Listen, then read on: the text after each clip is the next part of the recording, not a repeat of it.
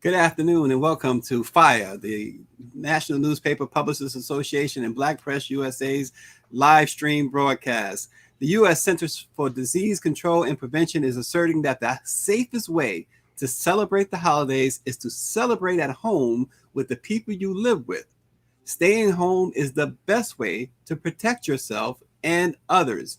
Dr. Jeffrey E. Hall serves as the CDC's COVID-19 Chief Health Equity Officer. He also has conducted research to develop and enhance local, state, and national systems or capacities for measuring and monitoring progress towards health equity. Here to provide some tips for celebrating virtually with loved ones, guidance for those who choose to celebrate in person with family and friends outside their home, and to discuss things all should know about COVID-19 and staying safe is Dr. Jeffrey Hall. Welcome, Dr. Hall. Thank you. Thank you. It's a pleasure to be here. And we also are proud to be joined by our president and CEO, Dr. Ben Chavis. Dr. Chavis, always a pleasure. Well, thank you. And on behalf of the Black Press of America, Dr. Hall, thank you. First of all, we celebrate the fact that we got a brother in your position, man. Hats off to you. Tell us something about your family upbringing, your background, your education that lands you now at a very important position at the Center for Disease Control. Okay. Well, thank you for the opportunity to just say a little bit about myself. I'm blessed to be here. Me being here is a product of a lot of people. It reflects their investment in my life. And that life began in Birmingham, Alabama. We were having a bit of conversation about this before the interview started. And I grew up in Birmingham, Alabama, went to school there, went to college, and did all of my academic preparation there.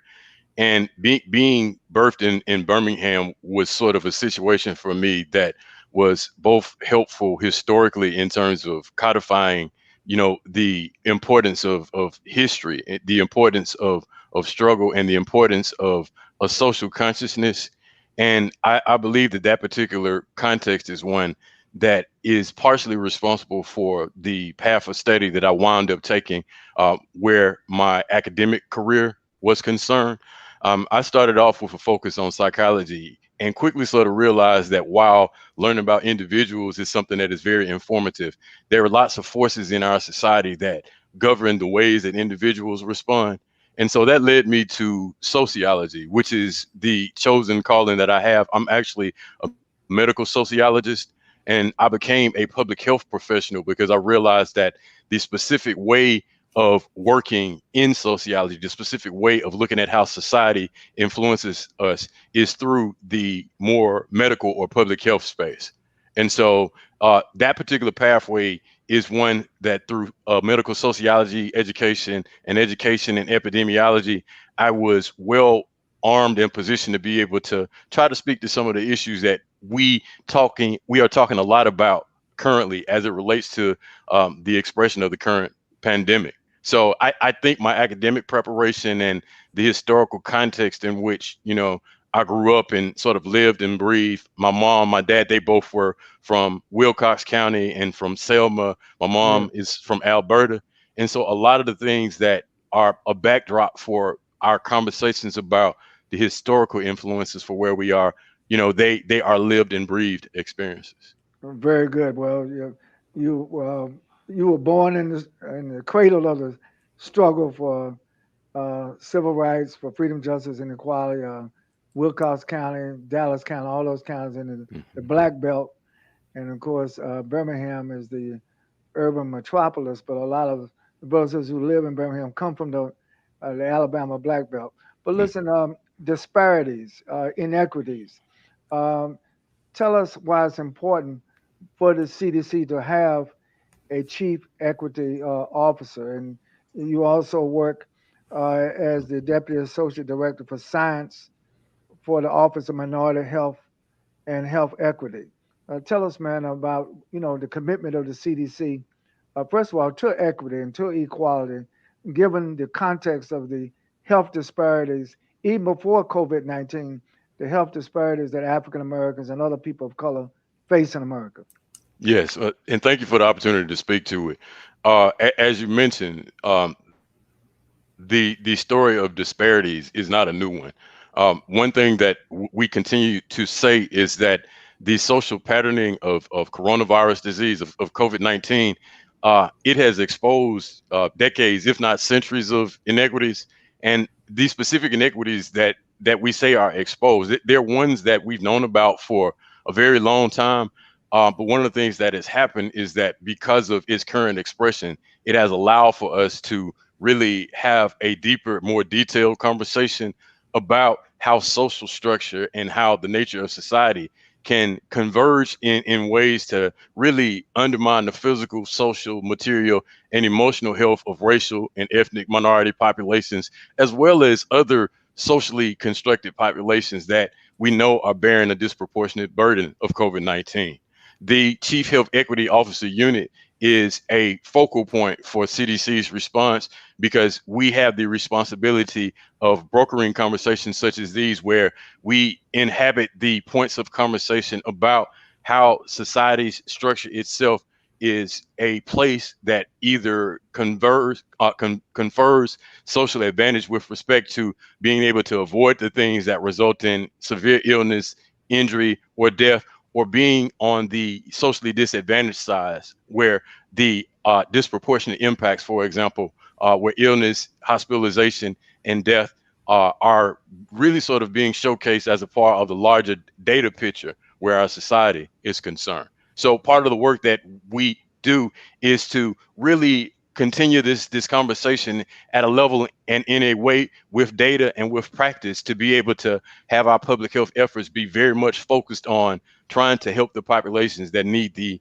help the most. Yeah. And Dr. Hall, we know that during the Thanksgiving holiday, there was a lot of traveling, a lot of intermingling we found. So the CDC is really putting out a call for this holiday, the Christmas holiday. What's that call? And tell us how people can stay safer during the Christmas holiday. Okay, and I think the way that this is being set up is familiar. It's not too different actually from the type of guidance that we issued around the Thanksgiving holidays. And again, we understand this is a time of year where naturally, socially, everybody wants to be around their loved ones, and so our agency isn't cold. I mean, we're comprised of living, breathing, loving people, and so we acknowledge that people want to be connected. But one of the things we're advising people to do is to, if at all possible, try to celebrate the holidays at home with the people that live with you. Right now, we are still in a very critical, position where the pandemic is concerned. So staying at home really is the best way to protect yourselves and for us to protect the ones that we love. And when we begin to think about the issue of travel, which we also acknowledge that people have to make their own informed decisions about what they need to do at this time of year, we ask that if that travel does happen, that it do so in a way that creates the safest conditions possible.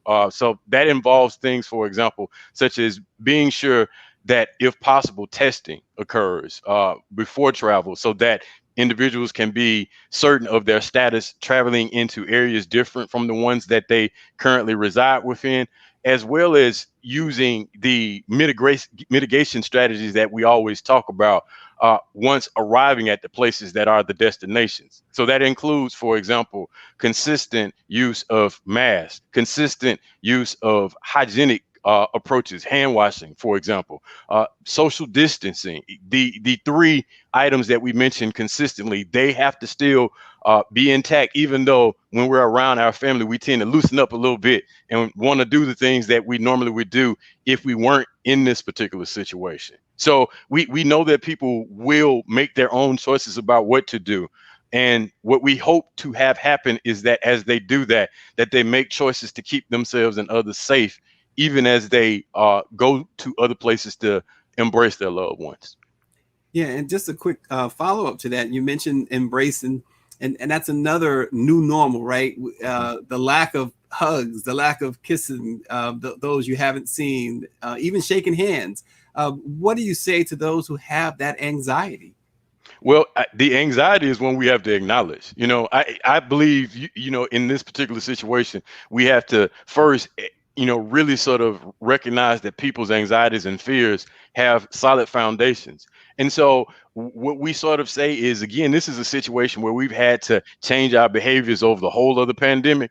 And so while the deep, long, big hug that we normally would give is something we expect people to really want to do, we try to have people be conscious because of the possible transmission, the possible spread of the virus, that we might have to adapt a little bit. I'm a person that, likes to do the handshakes and stuff. I'm a member of a fraternity. The way you greet your brothers, this is something that you do. We can't do that right now, especially with me coming from a different area. So it may mean, for example, that we have to, bump elbows, or, even the pound thing is a little bit sort of dicey because, again, we're thinking about the possibility of transmission. But where there's a will, there's a way. And so we encourage people to bear in mind that the ways we do things normally, they may not be ones we can continue to do, but there are still ways we can remain very much socially connected. Absolutely. Well, that's a good segue, Dr. Hall. The question of vaccines. Mm-hmm. And as you know, before COVID-19 hit, particularly Black America, there was a fear and some distrust of vaccines. Mm-hmm. And then, of course, being a native of Alabama, you also know about the Tuskegee Project. Right. But the truth of the matter is that we are disproportionately impacted by COVID, and we need to do something to change that statistic. So how do you recommend, being a healthcare professional yourself at the CDC, how can we get the message out to Black America about the importance of the vaccination campaign that's now going on with the two vaccines, one from Pfizer and one from Moderna? Okay. Well, in this one, I'm a relationship person, right? And so I think, as with everything in a relationship, you benefit from being able to stand with the easy stuff as well as with the challenging stuff. So vaccination can be a point of conversation that people have some difficulty with. People have strong emotions and strong feelings and strong positions about vaccines. I think we all benefit not just from internet conversation ready to condemn someone because they may have a different position from ours. I think the way we have to tackle those conversations is with, understanding, empathy, and information, most of all. So that means being able to, understand that people will fall in different spots along what we call the continuum of hesitancy. And so what that means is there are going to be some people where they are right now, they're not even thinking about taking the vaccine, right? So instead of being in a situation where we say, you know what, you're ignorant, we don't want to deal with you. No, we need to try to understand where people are and figure out how it is that we connect with them in ways that will promote their understanding of what the benefits for themselves and others may be to even consider vaccinations. And so I think that approach is one that's going to be critical. Not everybody's sort of hardened into this position where they don't want to take the vaccine. Others are further along this continuum. They may say, you know what, I don't know about this just yet. I need to have more information. I might need to see the science. I'm a scientist, so I know for me, it's important not just to accept it because somebody says I should. I need to be able to critique it myself and understand what it is that I'm trying to consider. Many people may be there. And so I think it is important to enter the conversation from where an individual may be, where their particular decision making is concerned. It's also important to understand that people's thought processes may differ depending on who's actually going to be the subject of vaccination. So as a case in point, I might take this on as an individual myself, but I might have reservations if it's for my elderly mother, because she's older. I know she has chronic conditions, and I may not at this particular point have enough understanding to be able to sort of confidently say where things might go with her. And so people's heads may be in certain places depending on who it is you're talking about and the specific context in which that conversation occurs. And just to and we can come back to this, but going back to staying safe. Right. I know that the theme of this is about staying safe. And I understand that you're not necessarily an expert when it comes to the vaccines, but how about what is the CDC saying about even hotel stays and even air travel? Mm-hmm. Well, again, I think when we were talking about the holiday piece of things, the safest position is really sort of, kind of staying where you are at the moment. We have been encouraging people to, if you can for a moment, sit still. We're really wanting the environment to calm down as much as it can in terms of the prevalence of COVID. We need to get the numbers back to a place. There's no, like, honestly, like, best place. The best place is non-existent, right? But to do that, it means that some of what we naturally want to do, we have to, put that aside for a moment. I know people are frustrated. We're all fatigued. This room that I'm in right now, it's been both my office and sort of begin to feel like a prison, if you will. It feels like the walls are closing in. But staying here and me being here is necessary. I'm doing this work, this hard work, in the response, because we want to get to a place where beyond normal is a place that we reach. And I say beyond normal because not only do we want to get to a place where COVID isn't present, we want to get to a place where in the larger society, the groups that are being most impacted, being disproportionately impacted, are able to also reach places where they can thrive and be in better positions than we were before the pandemic hit. Yeah, absolutely. Dr. Chavis? Yes, the messaging from the CDC to reach the African American community and other people of color communities. As you know, Dr. Hall, we represent the Black press. Are there plans to engage Black-owned media, the Black press, to help get this vital messages from the CDC out about health equity, about safety, not only during the holidays, but to me, safety should be emphasized 12 months a year, every day. Tell us, are there plans to engage minority-owned media, Black-owned media particularly, to reach nearly 50 million African Americans? Oh, most definitely. And I think the order of the day for this part of the conversation is the way we started off. This is about relationships, right? So reach is an aim. So I don't want to, like, leave that out of the picture. Reach is what we're talking about, to be able to touch those spaces that we as a national agency can't really get into. But this whole idea of relationship is key. Social capital is key, because we're really talking about a circumstance where, yes, vaccination is where we need to be focusing right now. But there's a larger situation of public health that we want to constantly and continually, like, promote and advance and increase and strengthen, that we acknowledge is critical to connect through media such as, NNPA. And so we're having a variety of different conversations like the ones we're having right now, because we realize that, groups such as NNPA, they represent the lifeblood of communities. When we first started having conversations related to this space, we talked about this. And again, I'm from Birmingham. I can remember the name of the paper in Birmingham that we read growing up, the Birmingham Times. Yes. But I can't tell you what the name of the major newspaper in Birmingham is. And it's, again, I'm not being sort of like disingenuous with that. When I try to think of it, it just doesn't cross my mind, but the Birmingham Times does, because that was the periodical that used to be in the barbershop, where we would spend lots of time. That's what I remember, even as a young kid, sort of thumbing through, not knowing what it was, but it imprinting on my mind with respect to the messages that we actually treasure. Very good, very good. Listen, I know our publishers all across the country are so glad to hear you state what you just stated as a reaffirmation, not only the history of the Black press, but also the contemporary need, the contemporary thrust, the contemporary trust of the Black press is so much needed today. And we look forward to not only having this discussion, Dr. Hall, but having an ongoing relationship between the Black press of America and the CDC. Yes. And one thing I would say too, we hope that the opportunity for deeper relationship that this crisis has created for us is that one that isn't just active for right now. This pandemic is changing the way we're doing a lot of things. It is our hope that it would further solidify this connection in a way that will be permanently beneficial for the public. Absolutely. Yeah, and Dr. Hall, as already stated, we know that COVID has disproportionately affected African Americans, just like everything else, right? Especially when it comes to health.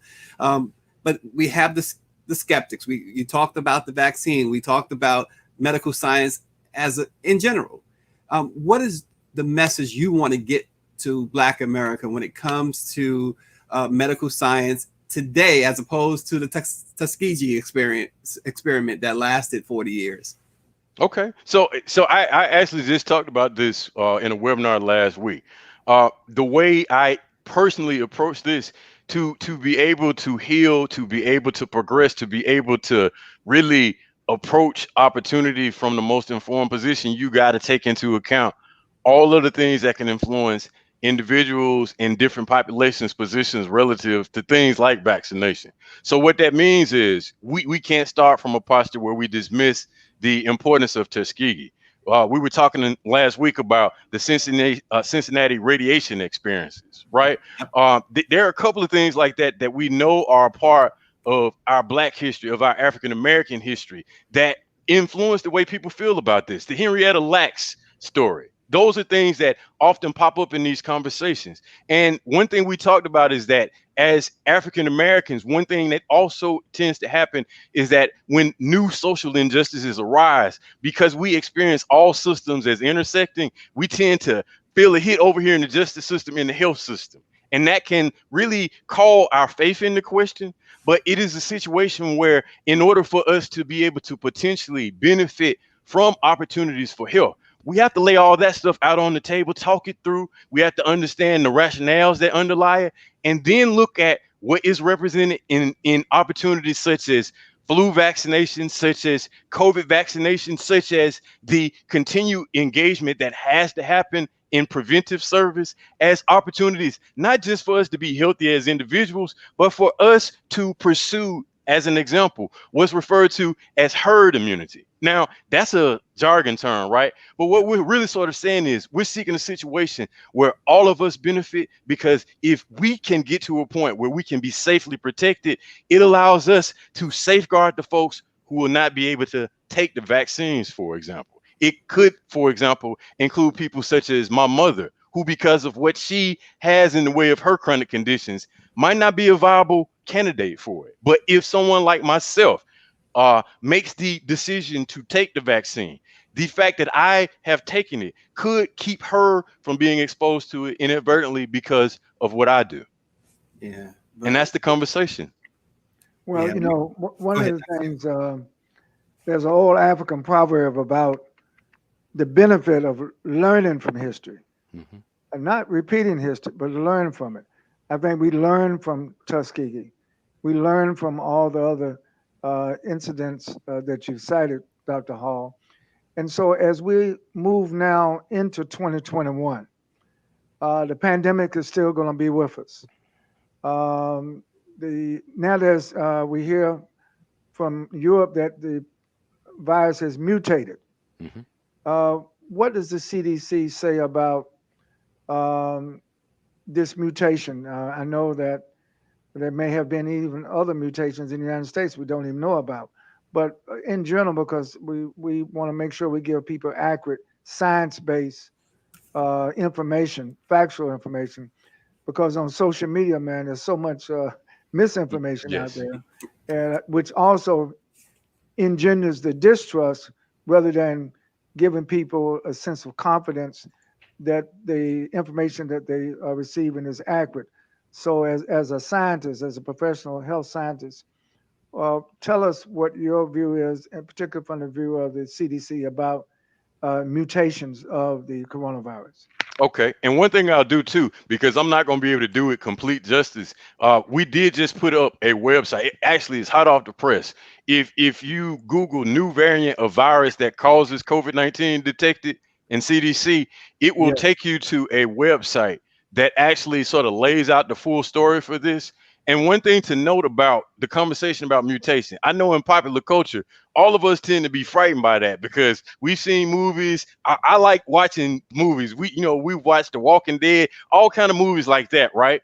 And those things tend to plant these concepts about what happens in nature as being things in ways that will lead to these lead to negative outcomes. But this is a situation where, honestly, when it comes to virology, that science, mutation is a part of what is expected where that process is concerned. With this particular one, because of the profile of COVID-19, people, understandably are very concerned about it. But our agency is really watching this particular process intently. We're staying a part of the conversation about it. The site that I just mentioned a moment ago, it will give you a update with respect to what it is that we actually know at this point.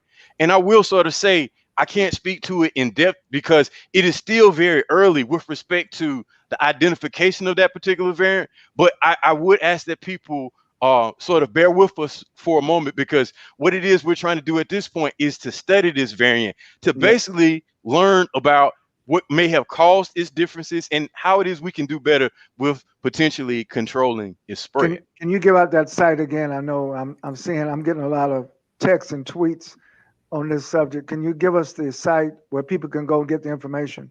Yes, and I hate this because the address is a bit long in the bar itself, but the title of the page is New Variant of Virus that Causes COVID-19 Detected. Okay. And that was on the CDC's website, right? Right. And if it's possible, I'll try to drop the link in like the comments so that people can go there directly.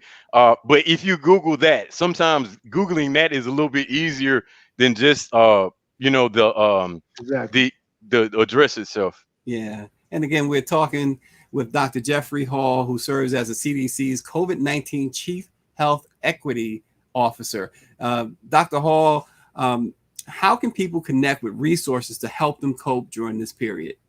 Okay. So again, our agency is both a scientific agency and it is a public service organization, right? The public service actually is supposed to be our mission before the science. They combine together, but really we're here to be sure that populations have the opportunities for health that must be present for the nation as a whole to be as strong as possible.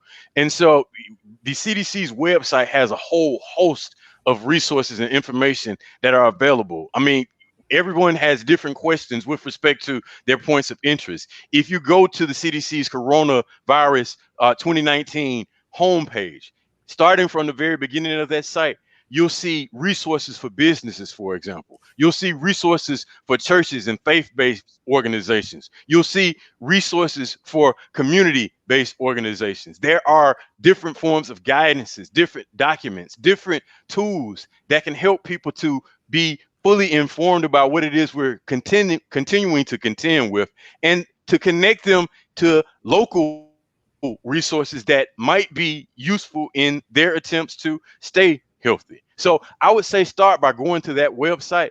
And if you haven't done so before, take a little bit of time to look through it, including our CDC COVID-19 health equity pages, because what we intend to do is to try to take the information that is available, make it consumable, make it shareable, so that communities have the insights that will be helpful for them to stay safe. And for those who are not on our main Facebook channel, maybe watching on YouTube or other Facebook channels, that address, we will have a news article about this interview, and it will be placed in that news article. But it's www.cdc.gov/coronavirus/2019-N capital COV/index.html. But we will have that in an article that will soon come on Black Press USA and National Newspaper Publishers Association. Dr. Chavez, we have a few more moments left with Dr. Hall. I'll let you take over. Well, thank you. And as you know, this 30 minutes went by very quickly, Dr. Hall. We're going to have to, as Maxine Morris would say, reserve our time so we can continue this discussion. But I do want to say that on behalf of the Black Press of America, we are grateful that the CDC not only has you there, but you're a young brother, Ph.D. brother from Birmingham, Alabama, taking care of the nation's health equity. We're proud of you, man. And these are the kind of stories There's so much negative news about Black folks in America. And one of the things we pride ourselves in the NMPA, we try to develop those positive stories, those uplifting stories, those aspirational stories. Can you tell us about the careers that are possible at the CDC and in healthcare in general for young brothers and sisters who are in high school or in college who are thinking about a career path? You talked about how you changed your career path from psychology to public health and sociology. Tell us about the opportunities as we go into 2021 for healthcare careers. Okay. And so one thing I want to be sure everybody does too is think as broadly about this as possible, because when we say public health, a lot of times people think physicians. We do have a number of physicians. We have a lot of non-physicians too. We have nurses. There are so many different types of occupations that are present here that all have the focus on public health, and that are all really sort of united by this aim of helping to make the United States the healthiest place possible. Right. So we have people who have degrees ranging from anthropology, of course, sociology, like we just mentioned, got to shout us out. But also there are people who have finance degrees, because a large portion of what we do, it depends on being able to not just do the public health science, not just do the program work, but to be able to get the dollars out the door through processes to allow communities to be able to do the work that they need.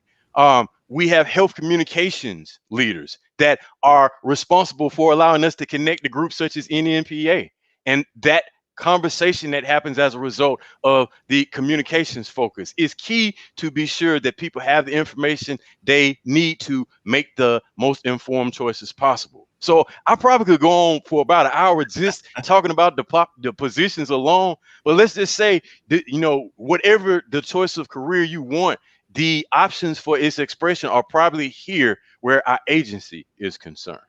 Yeah, well, Dr. Hall, we certainly appreciate it. We don't want to wear out our welcome, so we're gonna let you go. We really appreciate Dr. Jeffrey Hall, the Chief Health Equity Officer at the Center, COVID-19 Chief Health Equity Officer at the CDC. We really appreciate you. The Black press will be continued to get this message out. We know that there's a lot of concerns about the vaccine, a lot of concerns about the mutation of the coronavirus, but trust and believe, as Dr. Chavis will tell you, he will have us on top of this every moment of every day. So thanks for joining us, Dr. Chavis.